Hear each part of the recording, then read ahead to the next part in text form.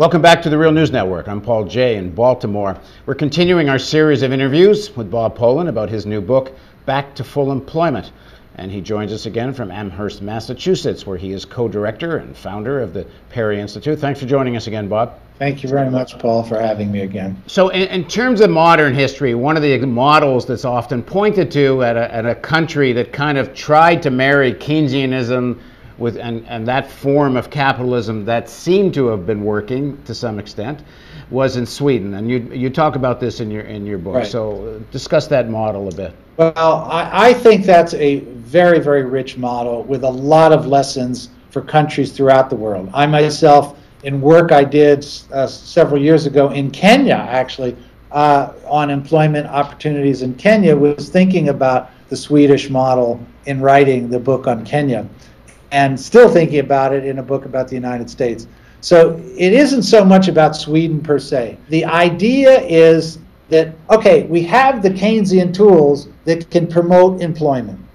We do know that at a certain point you will create inflationary pressures, and so that how do you maintain a full employment economy that benefits workers? And the best way to do it is when you have strong unions that are committed to full employment, and they will maintain wage increases that are roughly consonant with productivity growth, so that you do not get upward price pressure, because every time you get a wage increase, that's roughly in step with the economy's capacity to produce more goods and services. That's a productivity increase.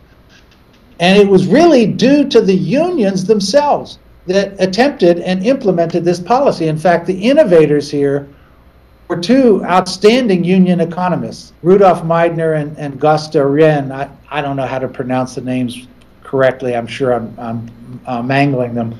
But they were very important economists in thinking about how to achieve and sustain a full employment economy precisely by empowering workers.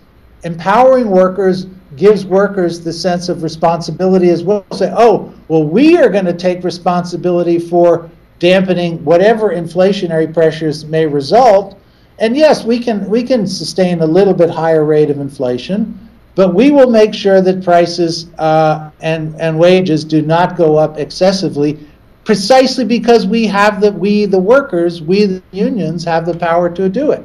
So I think that is a very rich model. They were able to maintain unemployment for 20 years or more at around 2%, and the inflation rate was basically stable, even though you had oil price shocks in Sweden as well. But over time, the neoliberal pressure took over Sweden as well, and the power of finance asserted itself, and they started undoing that model. That's right. Well, the Swedish model is still a lot better than the U.S. model. Well, everything's better in the U.S. model. Yeah, and the rest of Europe. So Sweden still stands out as a country that's performing much better, has a much lower levels of inequality. But yes, a lot of the model has been cut back. So, but we have to have something to grab onto when we think about how to build out and come up with alternatives out of the Great Recession and the disaster that neoliberalism has inflicted both in the United States and the rest of the world. And I think there's a lot to learn from the Swedish model. I don't say it's perfect, but I think if we think about policies of moving from where we are today, not just thinking about a utopian alternative that we can envision, but policies starting with where the world is today in the neoliberal swamp, I say that the Swedish model has a lot to offer for moving us forward. Okay, we're going to pick up this discussion about the Swedish model and such a little further in the series, because we're going to come back to keep revisiting many of these issues. But we're going to, in the next part of this series of interviews, we're going to pick up on the next chapter of Bob's book, which is globalization, immigration, and trade.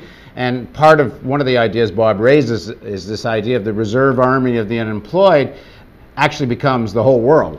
And global workers and low-paid workers and global unemployed workers used as a lever against North American and European workers. So we'll pick that up in the next part of our series with Bob Poland on the Real News Network.